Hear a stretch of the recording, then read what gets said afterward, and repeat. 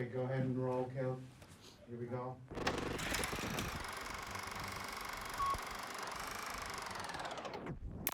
Camera, how's the speed? All good? All good. Okay. Good? Yep. You know, I'd like to take this opportunity to apologize to all the people that I stole waves from, because, you know, I know that my surfing has been a subject of admiration, and the way my surfing got to that level is stealing a lot of waves from other surfers. You see, taking waves from other people is really the same thing as stealing. And if you do it enough, and I did it a lot, you can become pretty good at it. You also stop thinking about what a low thing it is.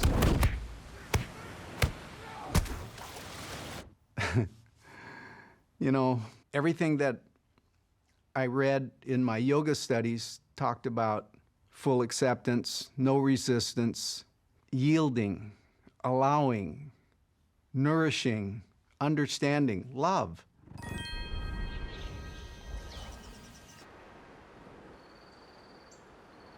And I guess my disharmonious behavior with a lot of other surfers, I felt was balanced out by my trying to be in total harmony with the waves.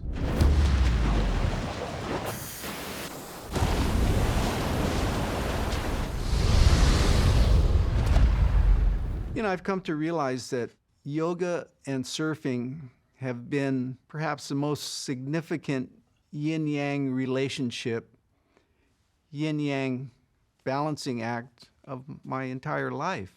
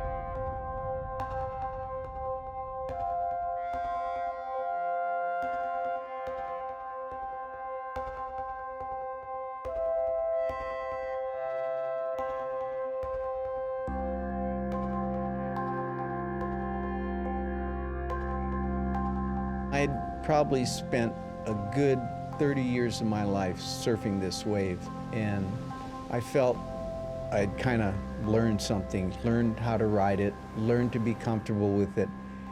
Actually felt I had a special relationship with this wave. It really had a personality. It was so intense all the way, and you were dodging landslides and earthquakes, and there was a big awakening at the end of the pipeline. Because that tube was so big, when it compressed at the end, this spit would come out and whoosh, blow you right off your board. You know, the funny thing is about the pipeline is that it all happened pretty quickly. I mean, in high school, honestly, I never had any dreams about surfing going anywhere than right where I was with it. Surfing didn't really click for me till I was in college.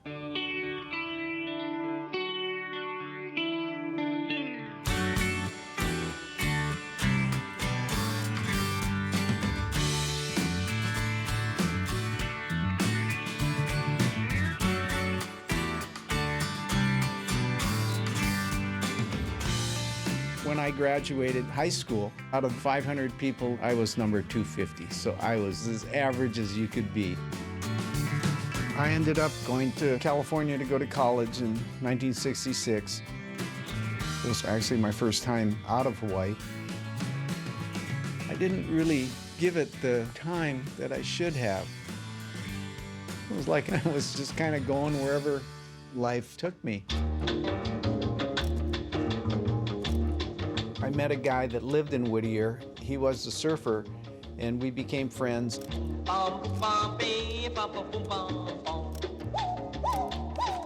He had this great van. He goes, "Let's go take a trip down to Mexico."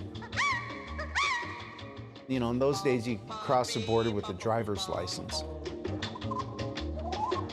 And we went down, ended up at like K38 and a half or so, and looked out, and man, these glassy, cool-looking waves out there. So we went out surfing.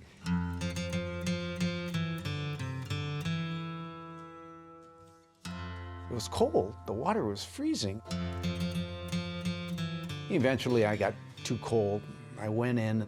The sun had been out for a while, so the rocks on the beach were big black rocks, you know, and I knew that they were going to be warm, and so I crawled on one.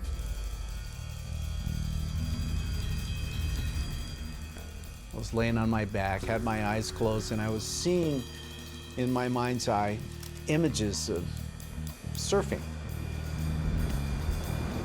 All of a sudden, I looked a little closer, and it was the first time I saw an image in my mind's eye of me surfing.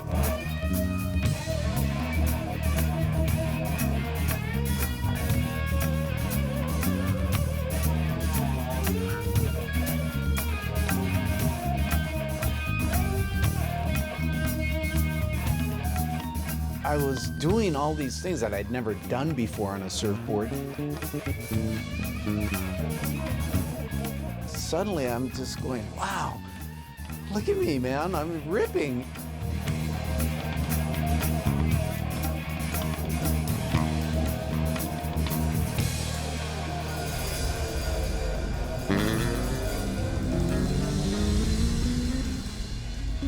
I was born to be a surfer.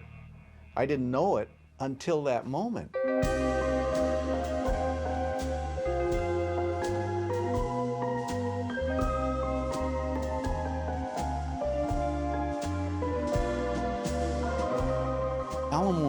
Was the whole foundation of my development as a surfer. I mean, I surfed every other place, but Ala Moana was the place where it kind of all came together. It had a tube and was the first wave that I saw legitimate tube riding going on back in the early 60s.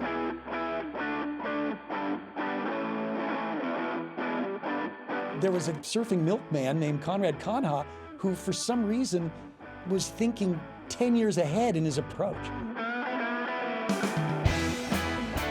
When it came to tube riding, I don't know if anybody else was doing that before him. He was this short little guy, cannonball stomach, that he would use to his advantage, throw that stomach to accelerate.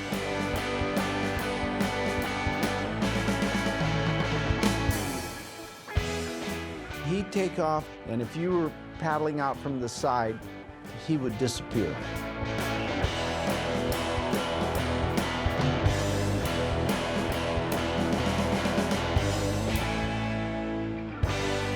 And come out the other end. And I watched that and went, man, I want to learn how to do that.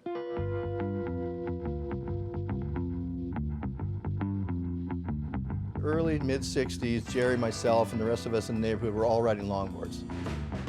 Then in 1967 began what was known as the shortboard revolution, and it basically took from 67 to 69. Boards went from 10 foot to 7 foot. And in that period, it made a whole new generation of surfers.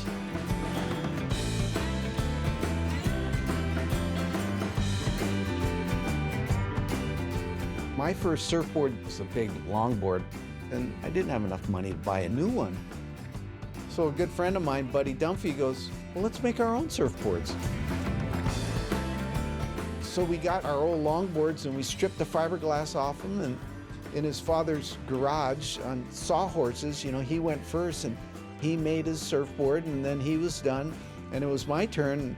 I made my surfboard, and I went down to the Hare Krishna shop and bought a poster and cut out the blue Ganesh elephant, and I glassed that on the board. That was my logo. And then we had surfboards that we made. Okay, let's go down to the beach and surf them.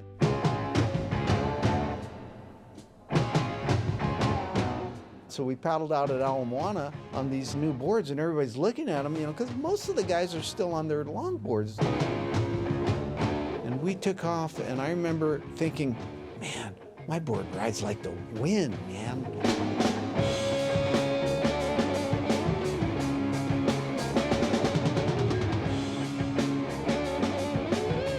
This is the greatest board I've ever had, you know.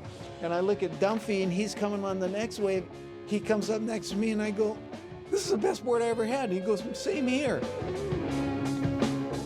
And we rode a few more waves, and, you know, I paddled in, and there was another friend in the parking lot, and he came up to me just as I'm climbing out of the water, and he's got money in his hand, you know, and he says, I got $80. I want that board. And I looked at the money, and I looked at the board, and I thought back, okay, $15 was all I paid for this board. I grabbed the money and gave him the board, and I was in the surfboard business just like that.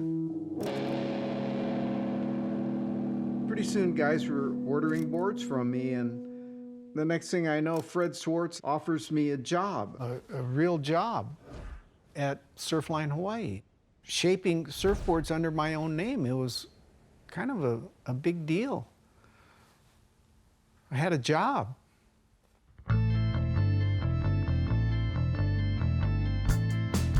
Up through the late 60s, Surfline was the main shop in Hawaii. It was the place to be. It had the best shapers, designers. That was kind of the epicenter where things were happening. And Jack Shipley was working as the head sales guy there. Jack was managing Surfline for the owner, Fred Swartz. It was during that period we became pretty good friends. I sold the boards, and Gerry worked in the shaping part in the back, and we became sort of fans of each other. He appreciated what I did and vice versa. We surfed together, we did a lot together. And, you know, I realized that if you want to be a surfer, this is the best job you can have. So at the same time all this stuff was happening, yoga came into my life. One day I saw a group of girls looking at this announcement for a yoga class. And I went to that yoga class expecting to see them again. And this was like an outdoor class, and the instructor was this young gal.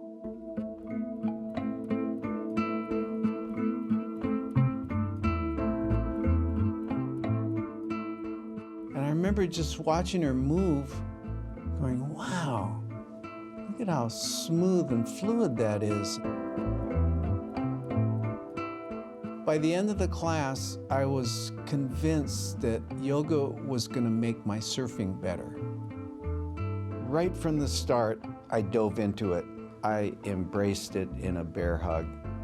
I went to the Honolulu bookstore and I said, let me see all your books on yoga. The one that I still have and really made an impression on me was the complete illustrated book of yoga by Swami Vishnu Devananda.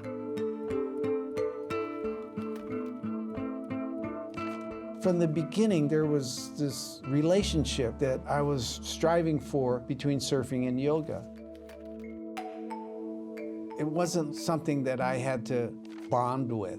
I was already bonded with it.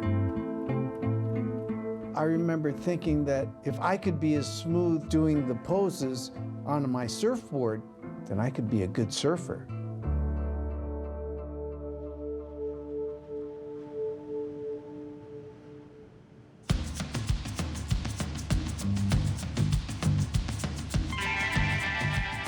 I was 20 years old. I felt like my surfing was improving.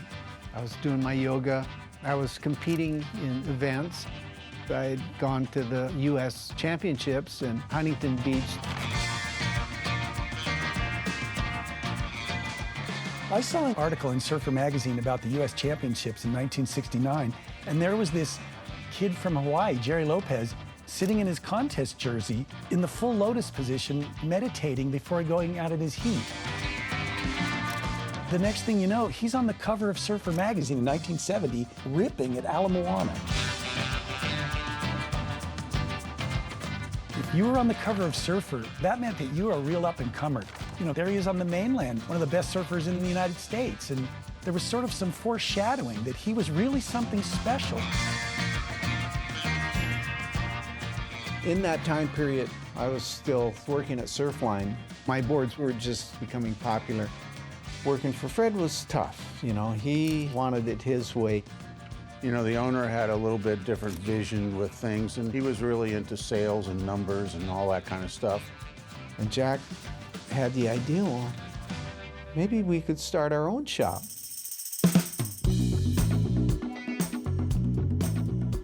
There was this shop that was up for sale. It was the old Hobie shop, which was the original surf shop in Hawaii. So we got into this shop. It was the summer of 1970. And then we had to come up with a name for the shop. And a couple months before, a friend of mine was smoking a joint, and he says, hey, you guys got to try this. I call it Lightning Bolt. And Jack smoked it and went, wow, this is really great. And months later at the shop, we're going, okay, well, what are we going to call it, you know? And all of a sudden, Marianne was in the kitchen. This is Jack's wife. And she goes, why don't you call it Lightning Bolt? And we went, okay, let's call it Lightning Bolt.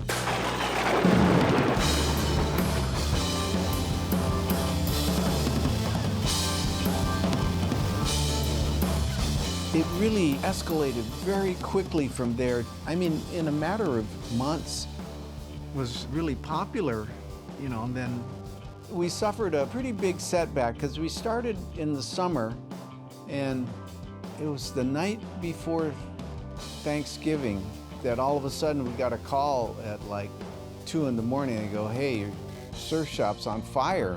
What?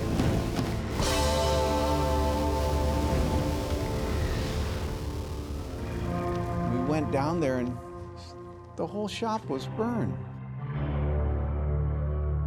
The fire investigators came around, they go, hey, this was arson.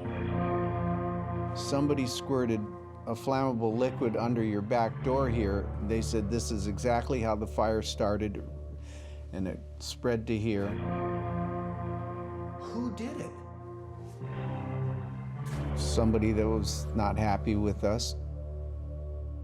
A year before that, I left Surfline and opened a Dewey Weber dealership down the road. The owner of Surfline, Fred Schwartz, I actually caught him looking in the window of my shop right before I opened it up, and then the next day, all the windows in my shop got broken.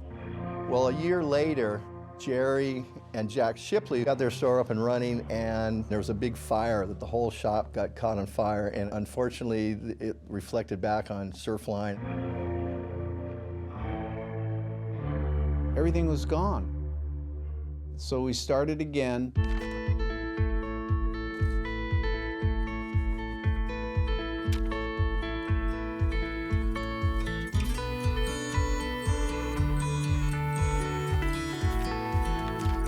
Right from the beginning, it was clearly delineated.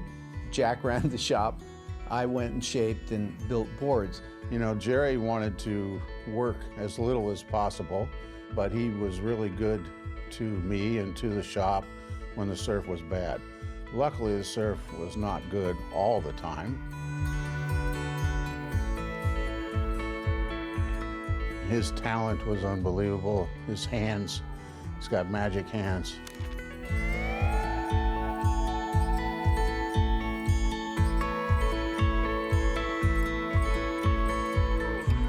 The boards that he made were really special. None of them were ever hurried because he was pretty slow.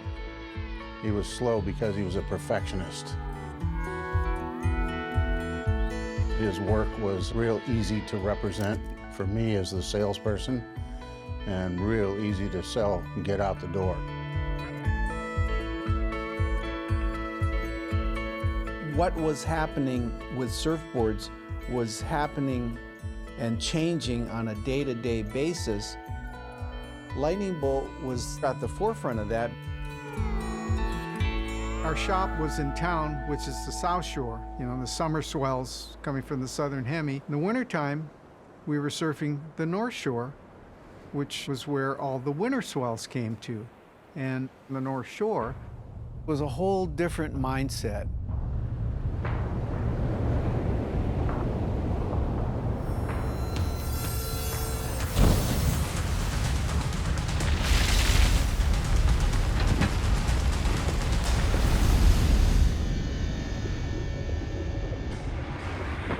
There's a lot of great surfers that surfed the pipeline before me, but they weren't having a lot of success because their equipment was holding them back.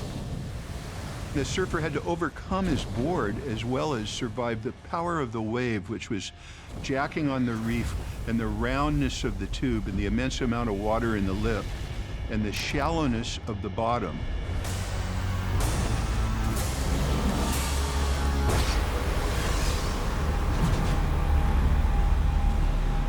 Because it was so intense, not that many people surfed there. So this was this spot that was kind of empty. I like that space where I'm not having to jockey so much with other surfers to try and figure a wave out. I spent a lot of time there, and it took a lot of time to figure it out. Because it was a tricky spot. I mean, it was, you know, way more than Ala Moana. I mean, Ala Moana was friendly, it was soft, it was forgiving, it really was welcoming. The pipeline was fierce, you know, it wanted to bite you. It could hurt you. Early shots you see of Gerry trying to surf pipeline, he's trying to figure out how to get those straight, stiff boards to fit into the wave. That was a big obstacle that had to be overcome, and I went through a lot of surfboards in the process of doing that. Eventually, we had tossed around this idea of a 9-inch tail, a foot up from the tail, and that was what a Waimea gun had. Nobody had a board for any of the other spots that had a tail that narrow, and I went, well, I'm gonna try that. And I made this board, and, you know, and I looked at it, and I went, wow. No one's got a board like this, but well, I'll give it a try. And I went ahead and shaped it, went out, and I mean, right from the very first wave, I went, ooh, I think I got something here.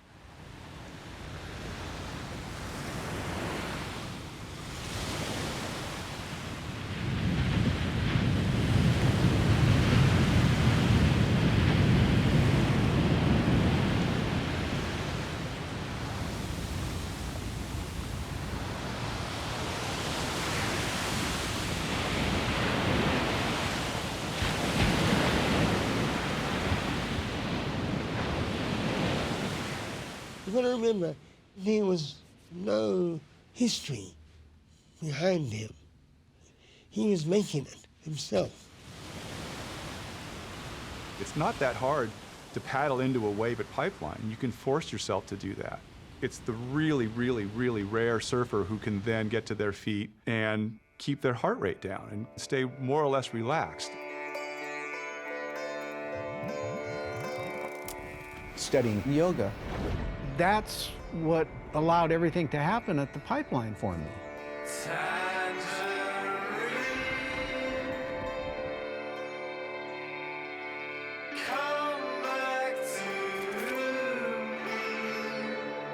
There's a real fascinating advertisement in Surfer Magazine in 1972 for a guru named Yogananda. I started reading Yogananda's autobiography of a yogi. It really revealed to me, obviously, the concept of yin and yang, which is more of a Chinese philosophy, but also a very big part of yoga philosophy, especially the part where it said that health and harmony is created when yin and yang are in balance. Can I read something he said? Yeah. In Surfer Magazine that you also appear in.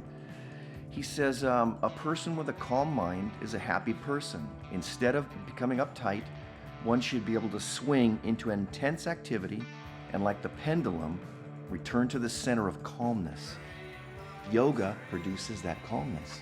Isn't that amazing? And that was in Surfer Magazine.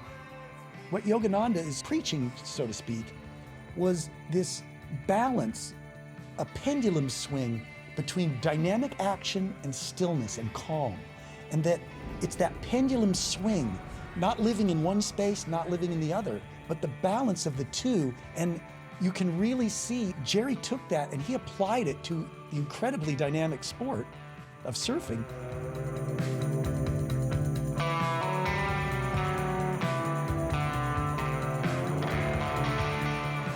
I understand that that balance isn't static.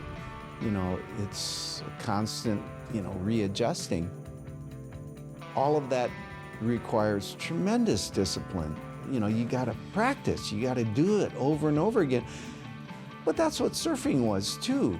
And that's why both of them were things that I embraced more than anything else in life, because to me they were going the same way. They were side by side. I needed that same stillness and calmness at the Pipeline. You had to be at peace with this wave. You had to have that type of concentration where your mind was steady. For your mind to be still, your breath has to be still. And to calm the breath, your body must be still. So, a lot of times you see pictures of me standing really still. Well, I'm not standing really still. I'm going like a bat out of hell because the surfboard's going really fast. But my body is still because I'm trying to still my mind.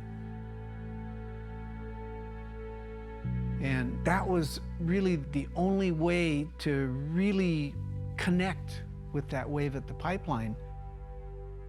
In a Western sense, the concept is you're riding this wave and you're concentrating on it, but you're concentrating by thinking all these thoughts about this wave.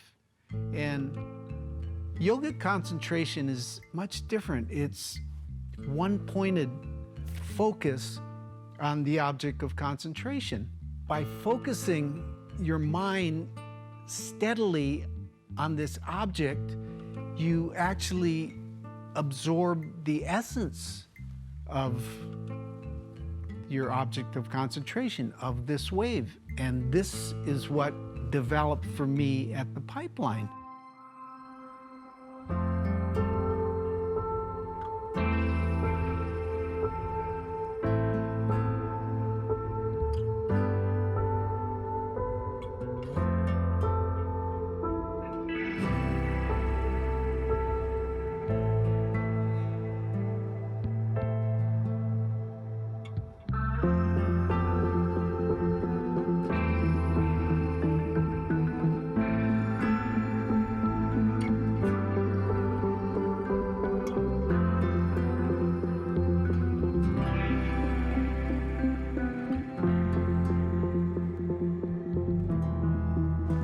To be a great surfer, you have to have some kind of physical advantage.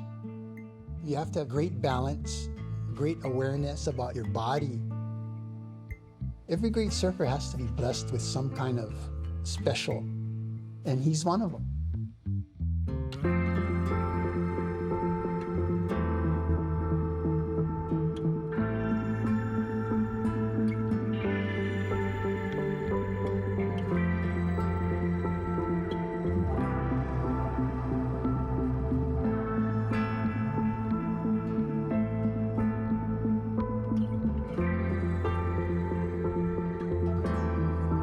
When you see Gerry Lopez, there's this connectivity of tissue with the connectivity of water.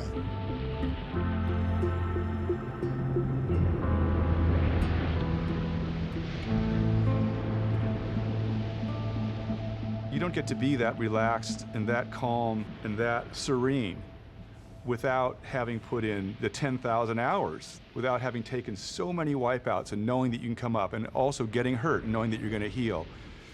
And also looking at so many waves until you know just which one you want.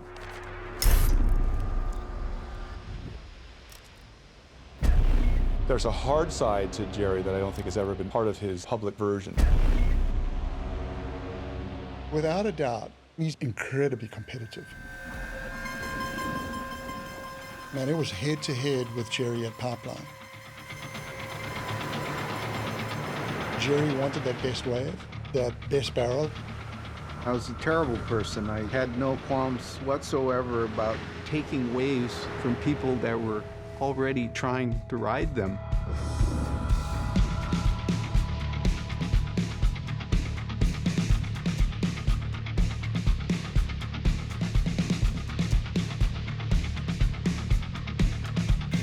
Gerry was actually one of the most aggressive surfers on the North Shore. He's out there to get waves and surf well, and he's very serious about it. Because he was so zen and elegant and smooth, didn't mean he was passive. He went after what he wanted and took it. He'll command respect because he's Gerry Lopez, and people will part ways for a little bit.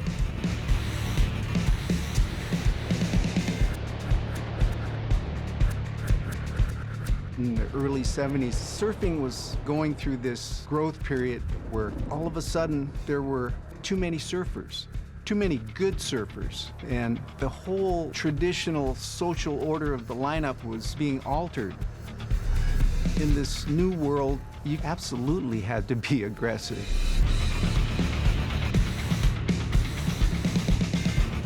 Tempers flare, gets very aggressive out there. The air can get thick and there can be physical interaction between the surfers. It's primeval, you know, it is pretty much law of the jungle at that point.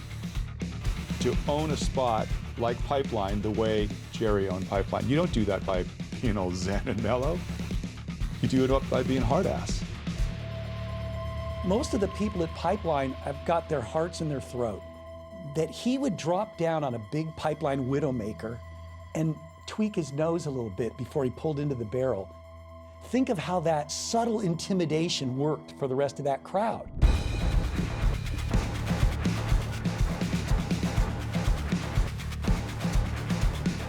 If you take it from a Western perspective, there's kind of an enigma there, and you're thinking, well, Gerry's just this mellow guy on shore and then this, you know, tiger shark out in the water. You know, he can't be both. But from an Eastern viewpoint, from Taoism, from the yin and the yang, you can be both at the same time. The true sage, the true Bodhi, he goes down the middle. And that's what Gerry does.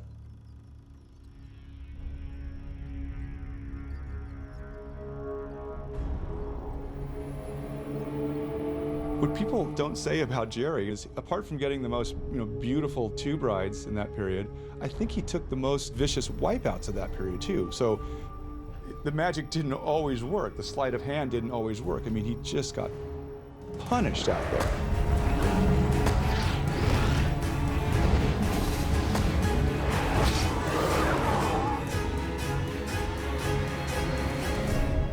I remember one time I had this kind of unusual wipeout and I landed on my fin. and stabbed me pretty good, you know. And I remember as I was being tumbled, reaching back and feeling the tear in my shorts and feeling my hand go into the wound, and all 4 fingers went in all the way. I went, ah, shit. And all of a sudden he comes walking up the beach and he's holding his butt, you know, and he comes up and he goes, yeah, my board flipped over and I landed on my fin. Came in the yard, you know, Fat Paul looked at me, looked at the cut and goes, oh, you gotta go to the hospital. I had this Oldsmobile Delta 88, man, thing drank more than I did back then. The guy, I could lay rubber from Chun's Reef to Waimea. We go to Kahuku Hospital. The nurse comes and she cleans it all up and says, doctor will be in here in a minute. And Gerry's looking at me and he goes, I got a fart. And I go, go ahead, you know, why not? And he farts and blood comes out of the wound. He looked at me and he goes, what's wrong? I said, blood came out of your wound, which meant he had punctured his intestines. So the doctor walks in, I tell the doc, and he goes, okay, we'll call up, you know, the next hospital in Honolulu and, you know, wait for the ambulance. I go, forget the ambulance, I got the Delta 88.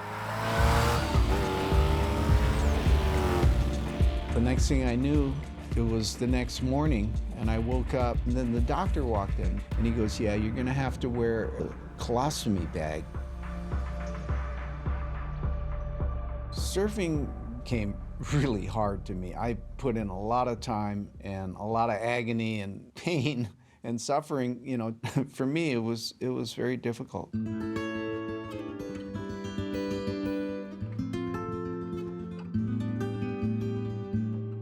Growing up, we lived every weekend at the beach. That's what you did. My parents were both really good swimmers. And when we had lessons, it was all 3 of us. It was a magic childhood. Growing up in Waikiki, we'd pack a lunch, they'd just drop us off, we'd bury our towel and our $2 for the day, go surf, come in, buy a hot dog. We spent a lot of family time down at the beach. The surfers were right out there, riding the waves, and we looked at that, and you know, we'd go up on the wall there and watch the guys body surfing, pipo boarding. We went down one day. I was 10, Victor was 8. We got to pick a board out of the rack. My mom swam out, and I just remember the first time she shoved me into a wave.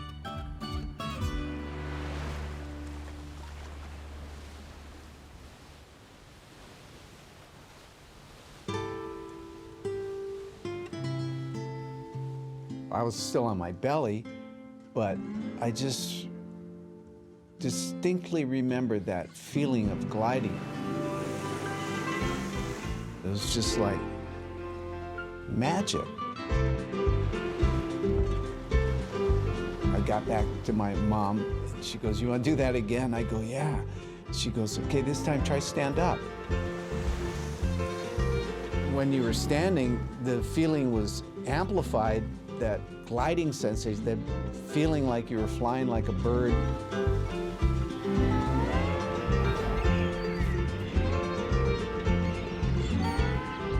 Both those first 2 waves have stayed with me my whole life.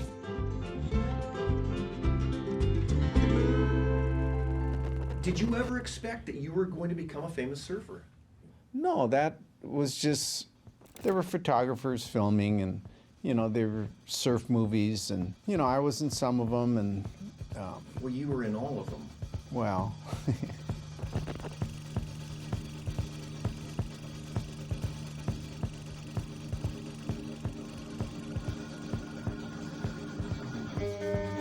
Where I come from in South Africa, that was a long way away from the center of surfing.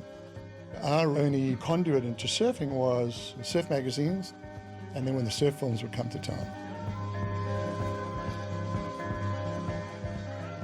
In 1972, Greg McGillivray, him and Jim Freeman came out with a movie called 5 Summer Stories.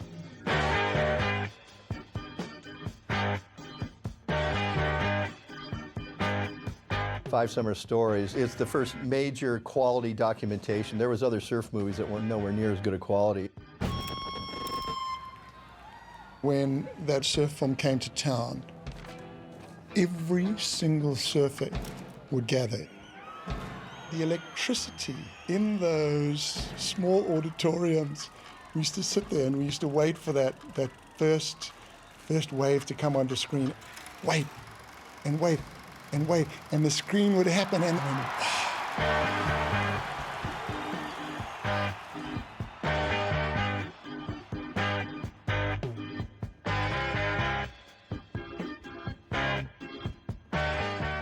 And those moments, man, that I saw up on the screen there, they just burned into my consciousness, burned. When I say burned, talk about not imprinted, burned into my consciousness.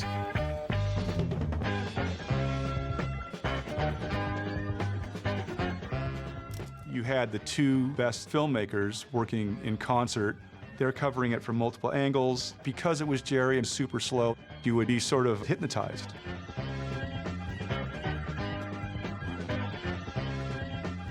Filmed for the first time at 200 frames per second in super slow motion, Gerry's surfing in 5 Summer Stories was like nothing we'd ever seen before. That film was big in the evolution of the sport of surfing, and Gerry had a starring role in it, which made him hugely important. Gerry, all of a sudden, 5 Summer Stories came out, and boom, everybody wanted to ride a lightning bolt. We started this program of loaning surfboards to pro surfers.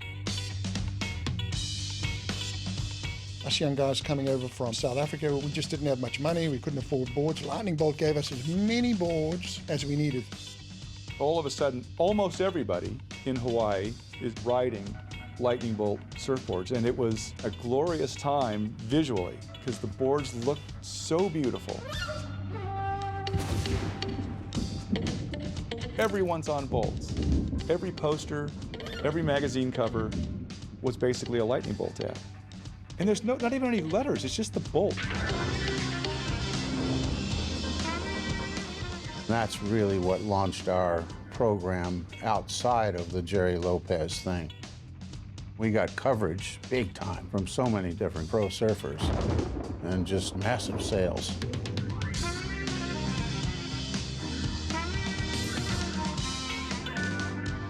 Every kid across America wanted to be Gerry Lopez in a tube, and if you're going to do that, what do you need?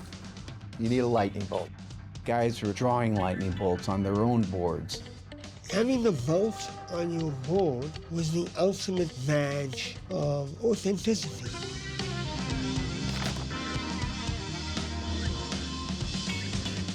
They had status like no other company had ever had. They had the whole surfing world behind them. Give it to us. Give it to us, Lightning Bolt. We want that energy. We want the pure source. And that was even their motto, the pure source.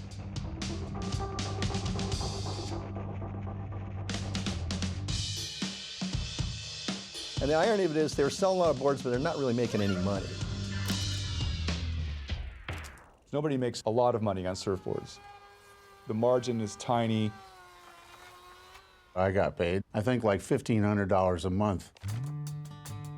In the 70s, that was making a fine living in Hawaii. We lived in a house right on the beach, and it was $425 a month. And Gerry got paid well for his work. Gerry's never been a fancy guy. He always wanted a truck that worked well and a place to fix his food. We paid for our lifestyle. Paid the rent, we paid for our health insurance, which was only $18 a month back then. That was all we expected out of this. You have to realize that at the time that Lightning Bolt was really becoming the most recognizable brand in surfing. They were just coming out of a short but very potent period of anti-commercialism.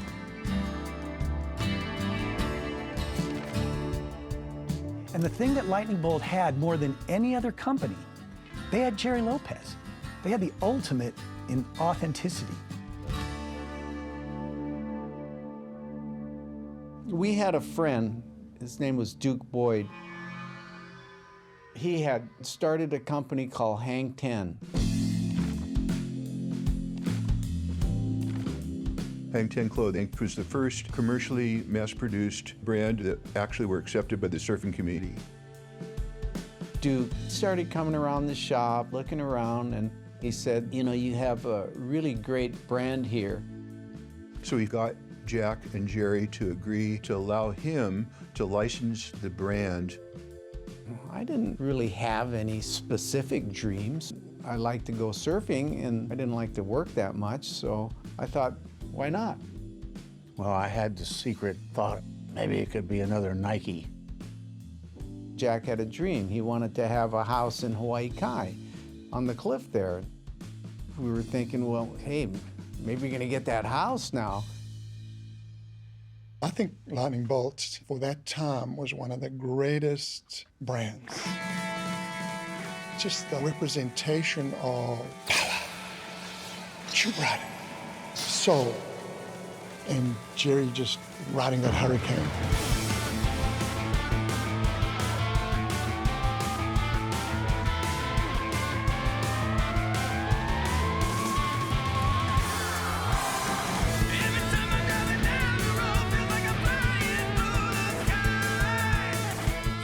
Gerry was the embodiment of Lightning Bolt. Gerry Lopez was the brand. Gerry Lopez was Lightning Bolt.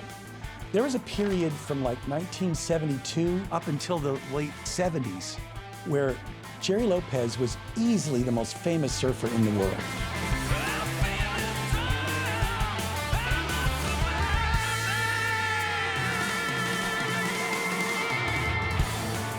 He's all over the place in all these movies. All the magazines are featuring him.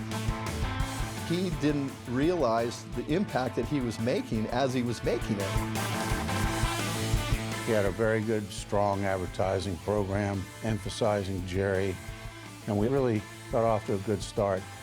Licensees all over the world, and we were prepared for greatness. Sales got up to quite a high figure. It got to about $12 million a year pretty quick. Somehow from the humble little shop on Kapiolani Boulevard, Gerry Lopez and Jack Shipley were on the cusp of the biggest brand in surfing. They were right on the edge of that explosion of the surfwear market. They were perfectly positioned on the takeoff. Suddenly, it wasn't just a sportswear company. He announced that, well, what we have is a licensing company. And, you know, I didn't know what that was. And I went, that's bigger, right? And he goes, yeah, it's huge.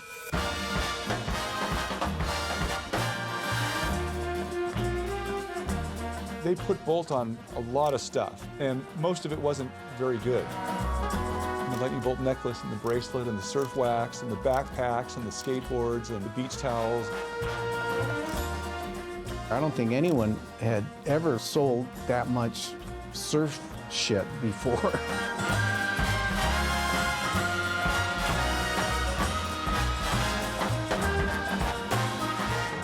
They marketed it and licensed it to anything they could put it on. But ironically, it was the least pure.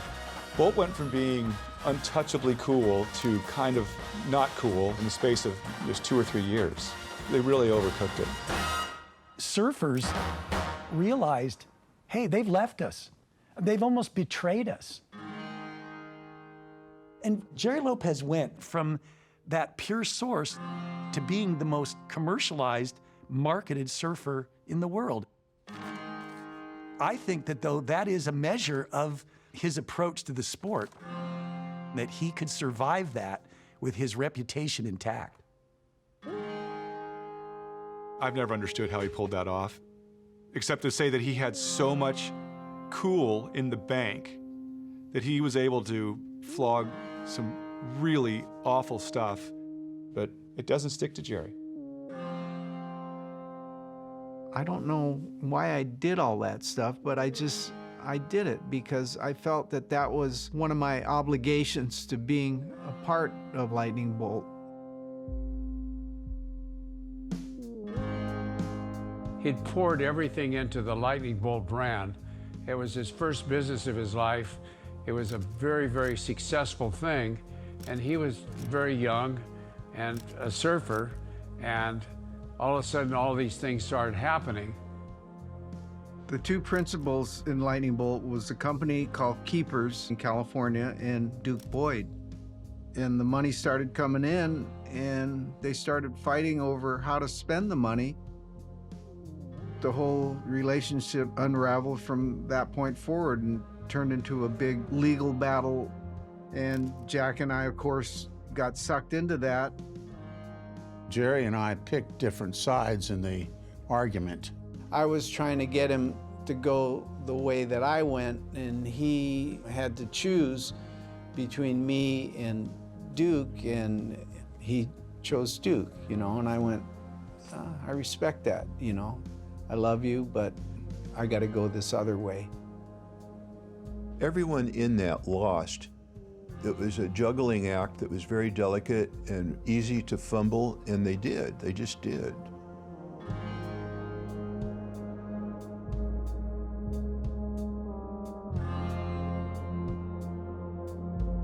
The bolt shop finally closed. It just sort of dried up and had its day.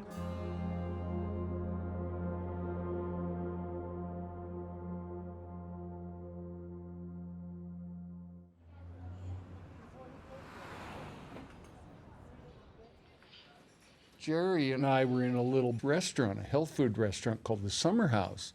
And in the kitchen was a picture my partner Dick Hoole had taken of Wayne Lynch. Picture of Wayne Lynch, who to me was one of the greatest Australian surfers. You know, he was a big hero of mine. And he's surfing this bitchin' wave. I mean, this barreling, you know, really nice wave. And I went, where is this? And I go, it's that place I want to take you to, called Uluwatu in Bali. And I said, man, we're going.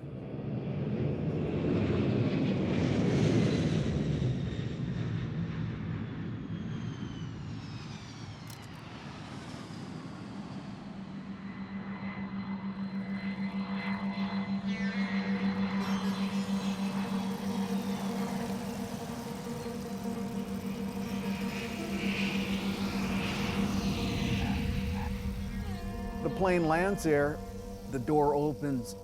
First, it's just a rush of things. It's the heat and the smell. It smells like perfume. And it's actually these clove cigarettes that all the Balinese people smoke.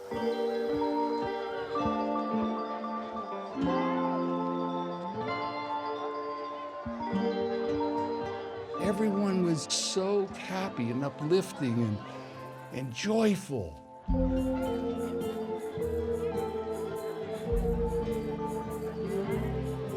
Somehow it was all familiar. It was like, wow, I'm home.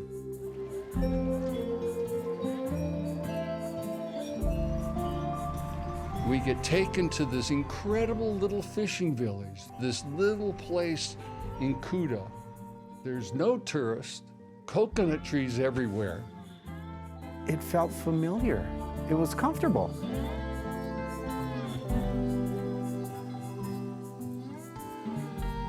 The next day we get up and go to Uluwatu. And we all knew that it was the end of the Phuket. It's a peninsula that sticks down at the bottom of the island of Bali. So going to Uluwatu was about an hour drive.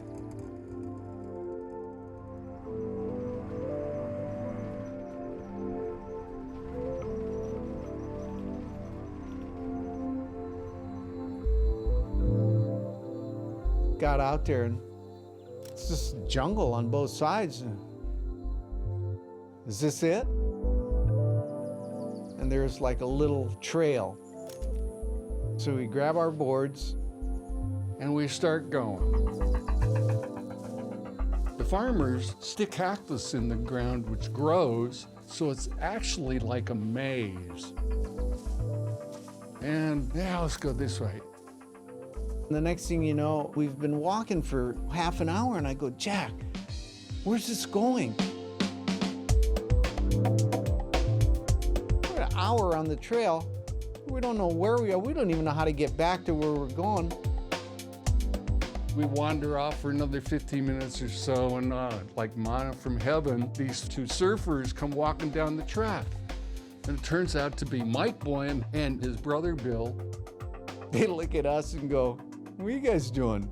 We're lost. What does it look like? They go, "Follow us." So we got right down to Uluwatu.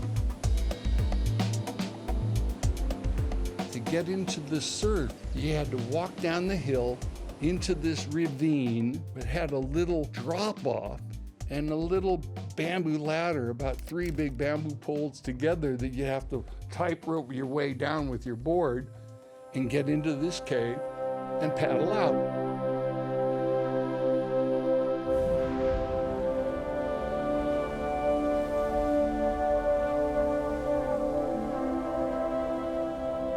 It was as dreamy as surf could be, and there'd just be lines to the horizon.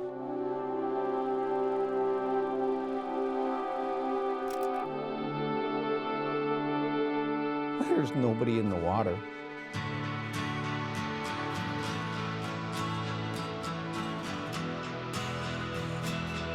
It was the most consistent, perfect, clean, uncrowded waves that I'd ever seen.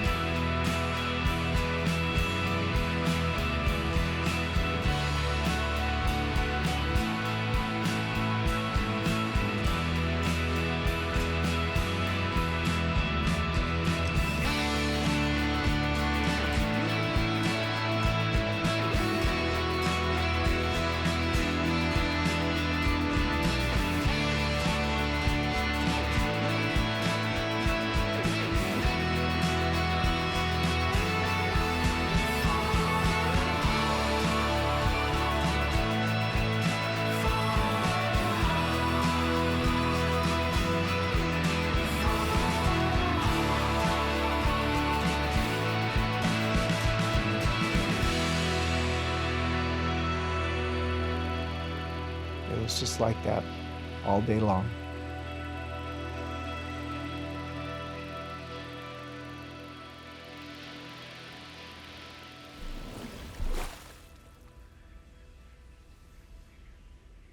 A couple of days later, Mike Boyum invites us over to his house, which is just across from where we're staying. He has half a dozen house workers cleaning the place, cooking food, doing everything that he needs to make it comfortable. Mike had been there for a while. We're all kind of asking, who is this guy?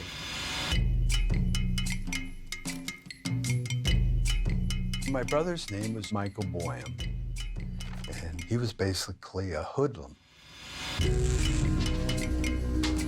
We'd heard he had done some sort of smuggling and that he was on the run. The story came out that Bill came out to Bali and found him and kind of slapped some sense into him. Went, "Are you kidding? Look at how good these waves are."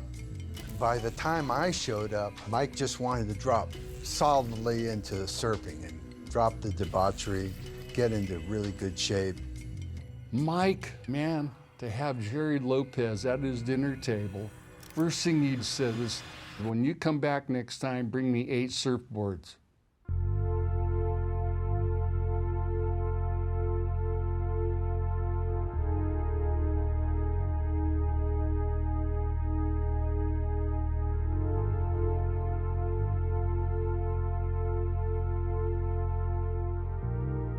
We were surfing, to me, a beautiful day at Uluwatu. Bill looks at it and goes, "You know, this isn't even a surf spot." And I look at him, I want to throw him off the cliff. You know, I go, "What are you talking about?"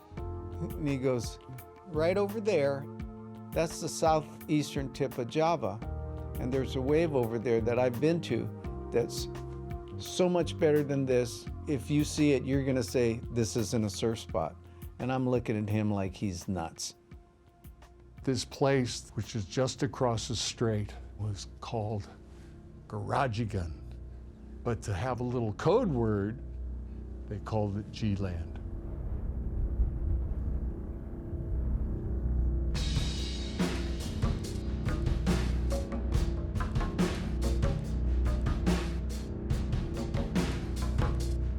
It's 60 miles from Kuta Beach to the southern tip of Java. Mike built a boat that would be a fast ride from Bali to G-land. We put a bunch of food and surfboards in the boat, blazed over there.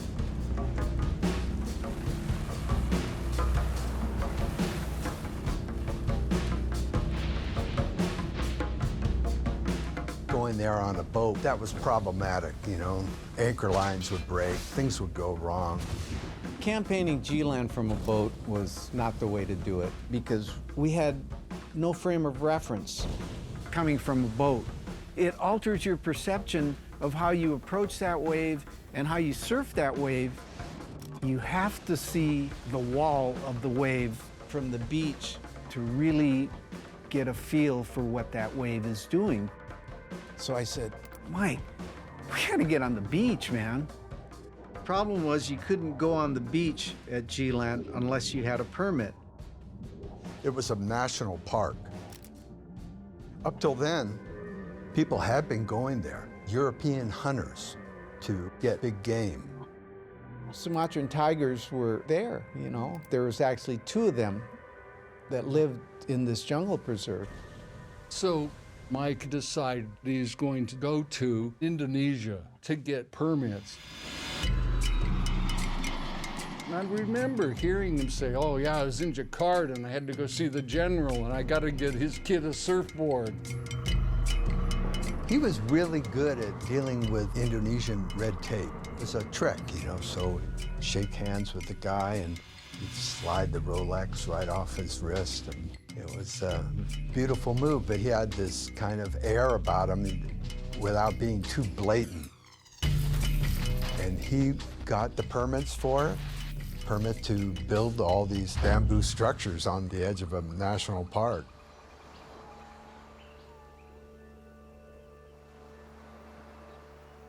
There was nothing there, nothing.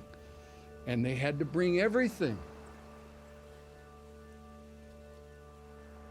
I was one of the first people to film there.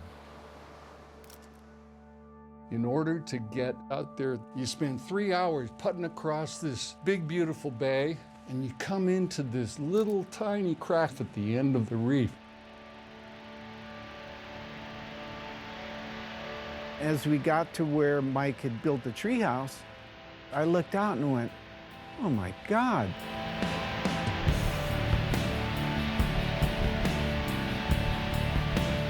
This wave didn't stop. As a kid, we used to dream of this sort of thing, and here it was in front of you.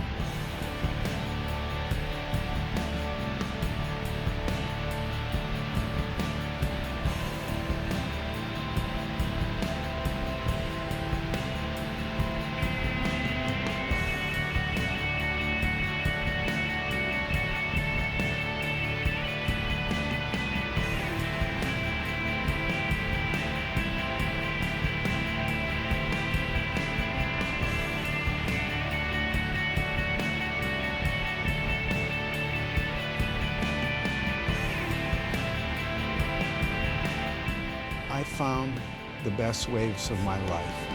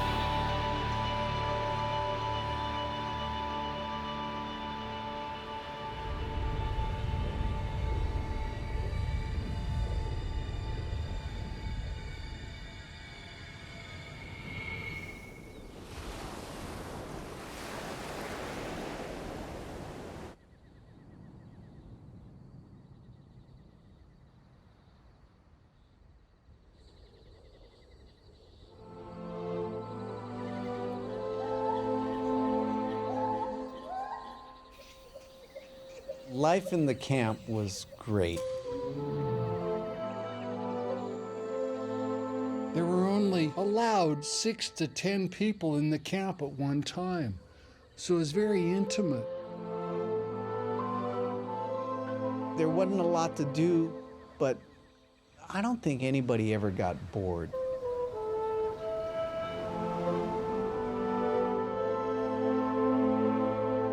Everything that you wanted, Mike had prepared for.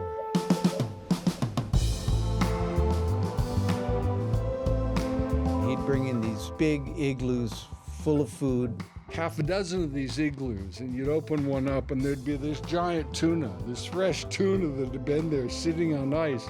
Mike had the camp workers that did all the cooking and kept the camp clean. And they got paid for it. Yeah, that was their job. He has his food trip down. He had a very strict diet that was based off Zen macrobiotic diet. Because it was the food trip that was together that allowed us to sustain our bodies, to keep us fit and healthy. You know, malaria was a big fear. We tried the malaria pills, but they reduced your ability to be in the sun. We stopped doing that, and we just did prophylactic type things, you know, covering up our ankles, wearing socks, and then getting under our nets in the evening. And being under the net also required that you didn't bring anything soft that the rats might like wax, surf wax. The rats would come in, eat a hole in your net, and then at 2 a.m. the Anopheles mosquito would come in, bam, malaria. You couldn't afford to get hurt. The entire reason we were there was to surf that wave. It was a surfing monastic existence. It was like we were monks, and this was our all-day meditation.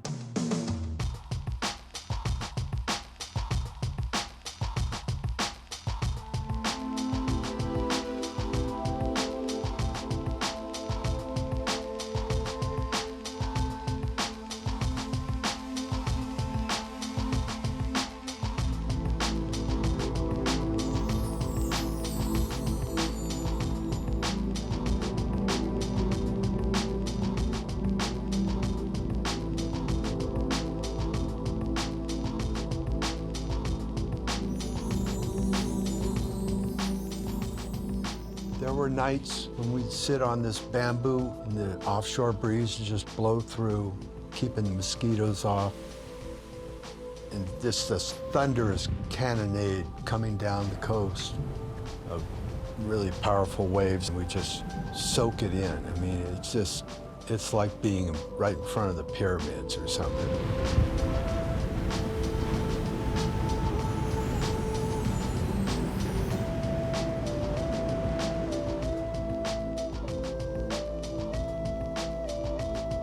There was one trip where we were coming to the end of it, and Mike said, all right, well, we're going back. And I said, Mike, I don't want to go back. I want to stay.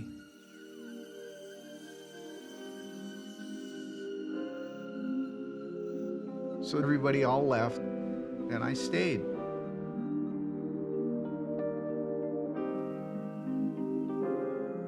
I remember waking up the first morning, I'm looking around, all the other beds are empty. I'm going, wow, I'm here all alone. Oh, this is kind of cool. I feel like Robinson Crusoe.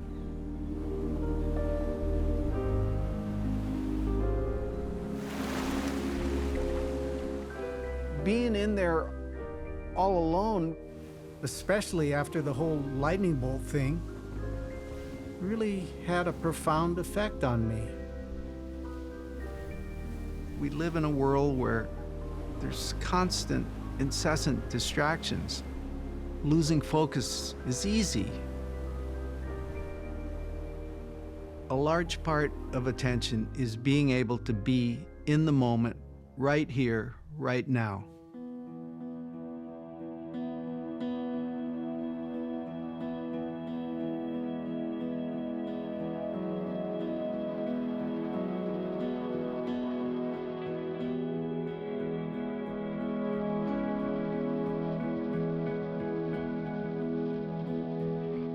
The solitude of that place, it was a real cosmic sanctuary or something.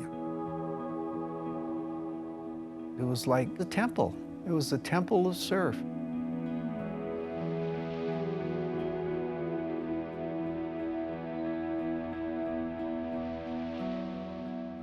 I was forming this very special, very personal relationship with this surf spot, with this wave.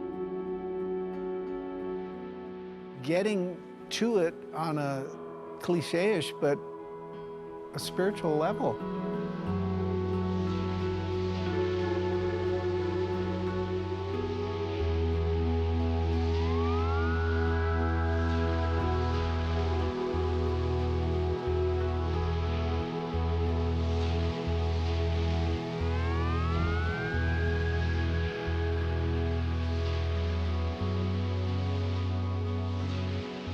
It was the beginning of me and G-Land really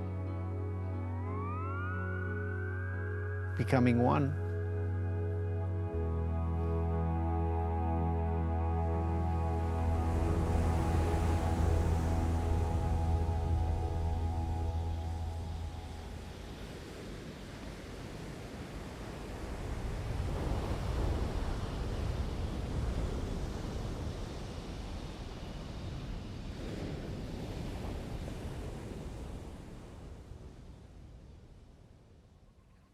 So after that trip to the camp, I went back to Bali, and one day I saw a guy fishing with a throw net, and I asked him if I could try it, because my dad was an expert throw net fisherman in Hawaii.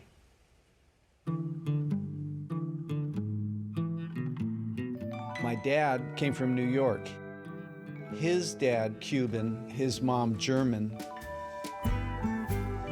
It was the late 30s. My dad joined the Army and on the GI Bill decided he was going to go to school at the University of Hawaii. Caught a boat out of New York through the Panama Canal, then over to Hawaii. My mother was local Japanese, Hawaiian Japanese. Her grandparents came from Japan to work in the plantation. They all worked in the plantation, her mom and dad. Japanese women did not go on past, high school was a big deal. And my mother was going to college. My dad met my mom at the UH. They fell in love, they got married. She was traditional Japanese family. It was expected that she was going to marry a Japanese man. My mother was very strong and very smart. And my father was a howling man, if you will. A lot of the GIs that were there would promise these women things and produce children, and then they left. And my grandpa thought that's what would happen to my mother. But my father got to Hawaii and he said, I'm never leaving.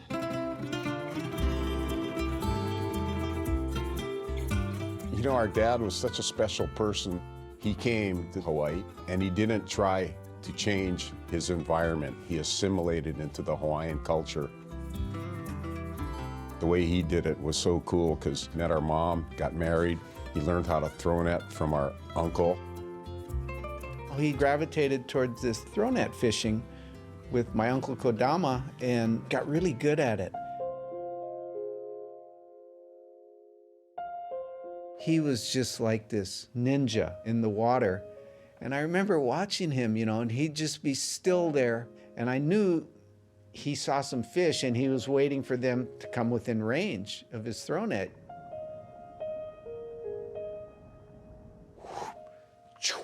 And he'd spread that thing in a perfect circle every time.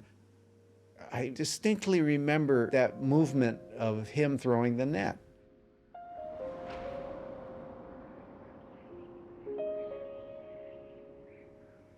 Other throw net fishermen, local guys, they go, yeah, your father's considered to be one of the top throw net fishermen in Hawaii.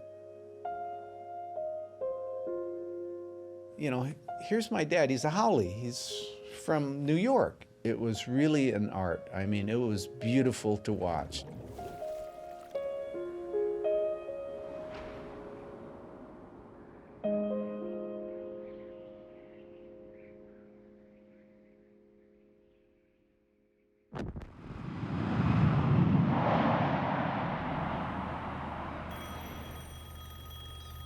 I got a phone call in Maui one day, and I got up, you know, and went over and hello, and said, will you please hold for John Milius? Who's John Milius? John comes on the phone. Hello, Gerry, this is John.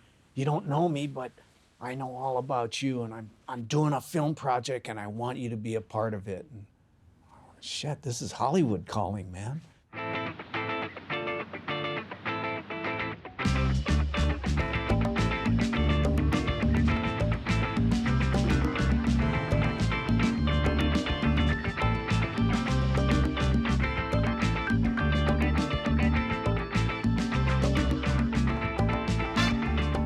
John Milius is part of that new breed of filmmakers that included Steven Spielberg and Francis Ford Coppola and George Lucas.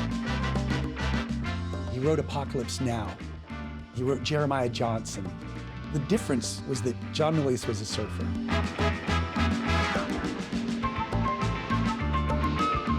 He had some renown by the mid-'70s, and he realized, you know what, I've got a few chips here, I better play them. I want to make a movie about my youth as a surfer. Parker, let's get that one shot. Get on his feet. Get on his feet. Beautiful. On his feet. Big Wednesday is the biggest surf that's comes in 20 years. And Greg, this isn't gonna make it. Yes, sure it will. No. You've got all this water moving out there, and it's trying to hurt you. You could very easily drown. You could drown. This is dumb, Greg. Hey, that's Lopez. Yeah, let's go. So during the making of Big Wednesday, I got to hang out in Hollywood, experiencing that lifestyle, which I thought was great at first, but eventually I realized wasn't so great. Nighttime came around, there was drugs, there was a lot of drinking. I guess I was 28, 29 years old. Old enough to know better, but still dumb enough to do it. I remember waking up one afternoon, and I looked down, and there was this beautiful south swell. You could see the lines out to the horizon, but by then the south wind had already come in and blown it out, and I went, that's it, man. I'm never gonna drink again. I don't wanna ever miss a morning because I'm too hungover to get up. And I never drank or, you know, took those kind of drugs ever again. Big Wednesday was the beginning of actually a very long and great friendship with John. He was working on this project in 1980, and John wrote in a part for me. I got the script and I read it, and holy crap, are you kidding? This is like a big role. I don't know how to act. He goes, don't worry about it. You'll be fine. Who are you? I am Subotai, thief and archer. I am Hakenian. So what are you doing here? Dinner for wolves. To have a second lead in a movie like that, you really get pampered. When John said, I have a new project, it's called Farewell to the King, I had already read the book. I said, I'm in, what do you want me to do? He goes, oh, I got this great character called Guai. We mountain people, we come in peace. I had this haircut and all these tattoos and stuff. So that was really fun doing that role. I got back to Hollywood and got a call from this agent, and she goes, well, you're an actor now. I can represent you. And I go, well, I live in Maui. She goes, yeah, that's not gonna work. You have to be here. You know, there's readings you have to go to, casting calls, you know, stuff like that. You have to be here. And I went, you know what? I like Maui. I don't want to be an actor.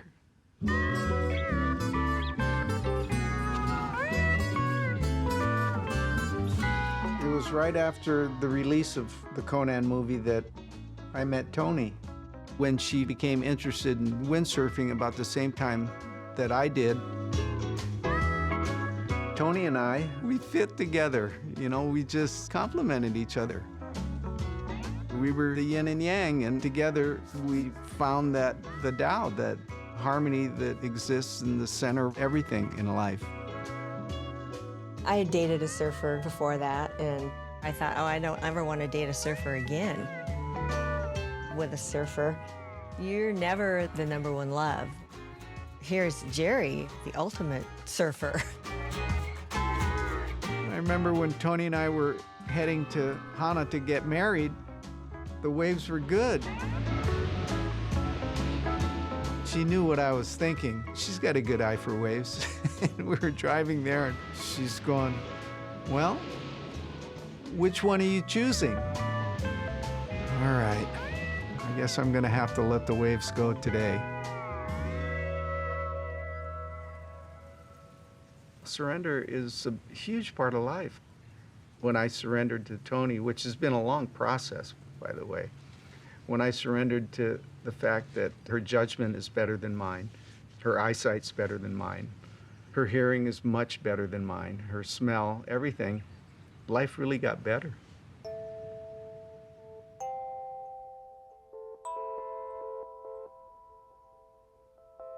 I never thought that I wanted to be a father. Tony showed me the way. And it's been probably the most wonderful, complete thing that life can give you.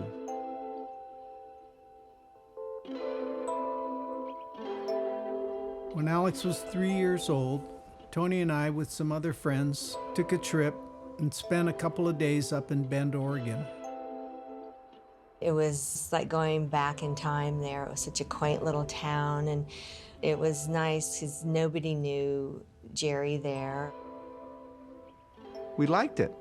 And we came back that winter because we were all jazzed on snowboarding, the early beginning stages of it. And we were there 3 days on that second trip, and we bought a house. I don't think we ever just sat down and had a discussion and this is what we're gonna do. We sort of fly by the seat of our pants a little bit. Oh, well, let's go try it and see what happens. Just like that, Bend became a really integral part of our lives. The whole move to the mountain was part of my path of life. The ocean's always moving. The ocean is considered very yin in nature. The mountains are the yang side, but that's where the stillness is.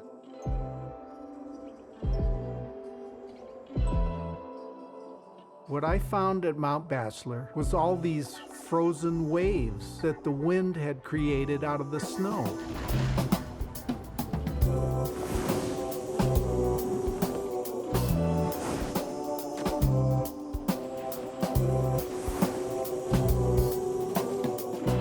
A lot of people have asked me, wasn't it difficult to leave Maui to move to Bend? And the honest answer is, it wasn't. Anyway, it wasn't like I had stopped surfing. I was traveling to different parts of the world, surfing, surf contests mostly at that point. The first few years we lived there, Gerry went on a lot of different surf trips. I remember him being gone a lot when I was young. I mean, I would miss him because he was going to places that I'd never heard of. Still go back to Indonesia, and he'd always end up on the North Shore at some point in the winter. So he wasn't just a stay-at-home dad, or he wasn't just milling around the house all the time. Being a surfer has got to be the most selfish thing there is in the whole world. What about the relationship? What about the family? What about the job? What about everything else? Well, yeah, but the waves are good. That's selfish, that's thinking about yourself. But unlike surfing, in which my obsession with waves wasn't really anything I could share with Tony or Alex, snowboarding was something, as Alex became adept at it, we enjoyed as a family.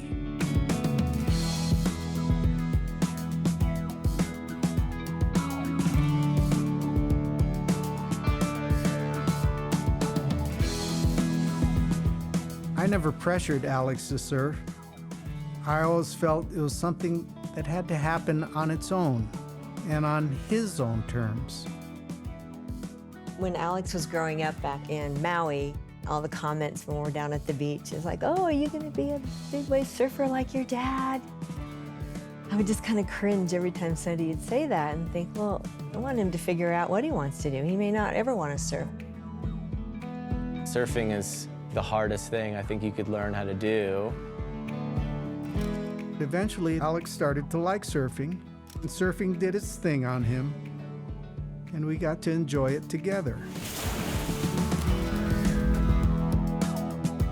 I love the days that I get to share with my dad in the ocean. The closest we ever get is when we're in the water.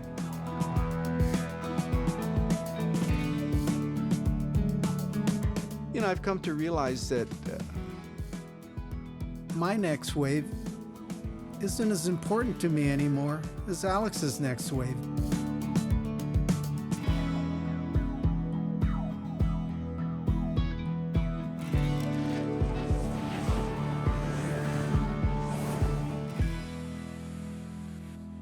We make surfboards here. The Lopez business is really a mom and pop shop. Alex has his own line of boards.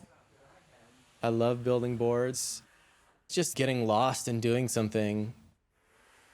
Alex's boards are different than mine, and passing on what I can to Alex has really given me a deeper appreciation for this thing, this shaping thing that I've been doing for the last 50 years.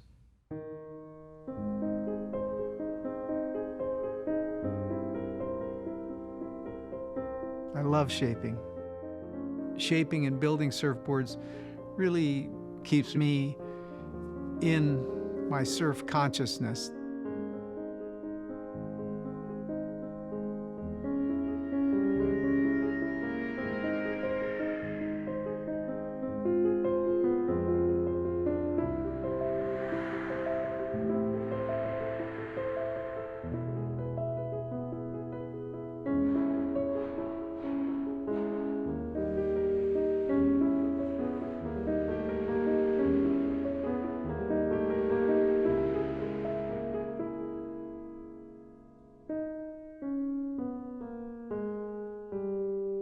Shaping has never lost its appeal for me.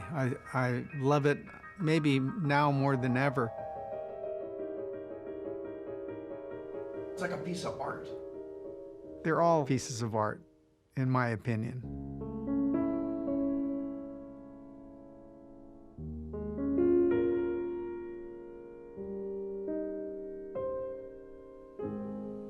It's funny, you know, we're 4 hours from the ocean, but this is what we do.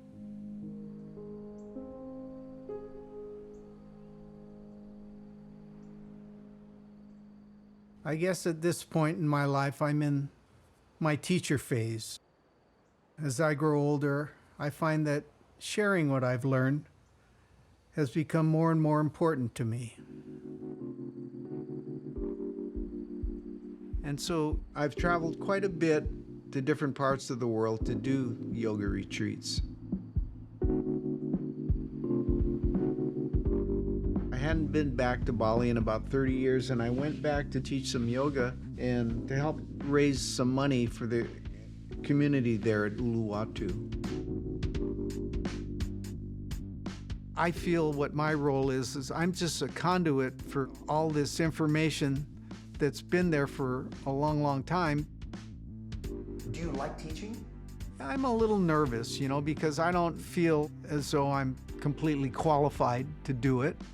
You know, I've been practicing yoga for over 50 years, and... That doesn't sound like you're qualified. Yeah. When I teach yoga, I'm not making anything up. Everything I teach comes from a source that I believe to be completely unimpeachable.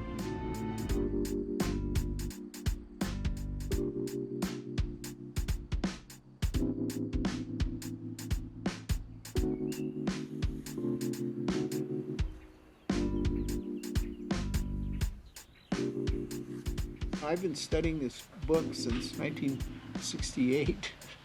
I mean, this is the original one, $3.80. There's all these poses in here that, I mean, I've tried everything a million times. This pose is tremendously difficult. I'd love to be able to do that one. I can't even do that one. I try almost once a week still. I mean, this is 50 years trying to do it.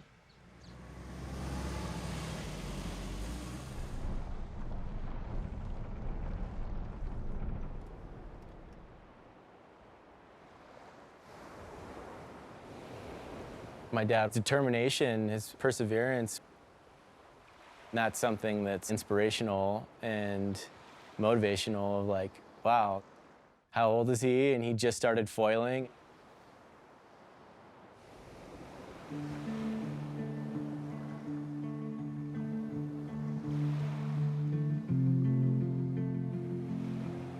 I want to keep learning new things. I'm determined because I know it can be done. One of the hardest things in life is allowing yourself that freedom to fail and be a kook.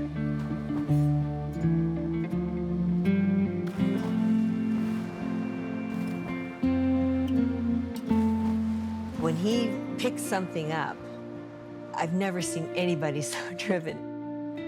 Anything that he wants to learn how to do, he has this tunnel vision where nothing is going to stop him.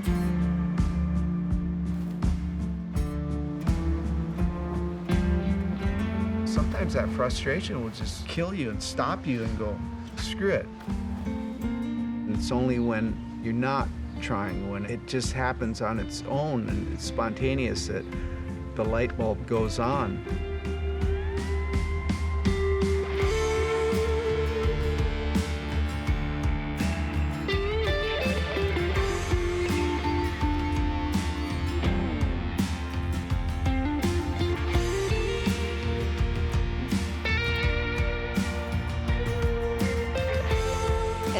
Focused as he is on surfing, he is on a lot of different things.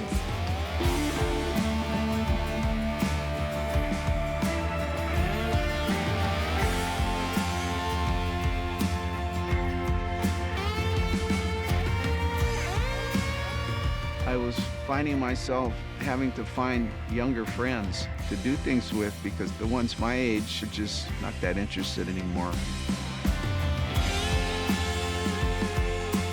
Gerry's 70, and he's going to end up sitting in full lotus position while the rest of us are in senior living.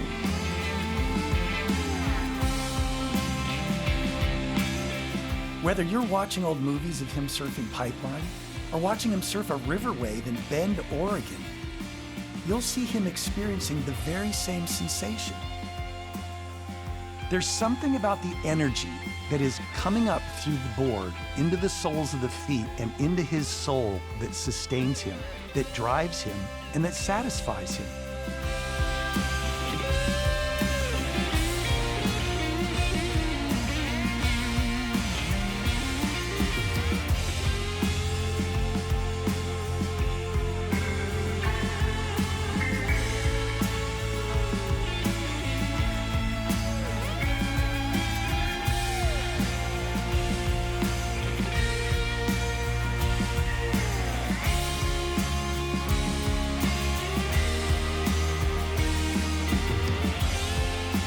We're only here for a short time, and you have to find some peace within you.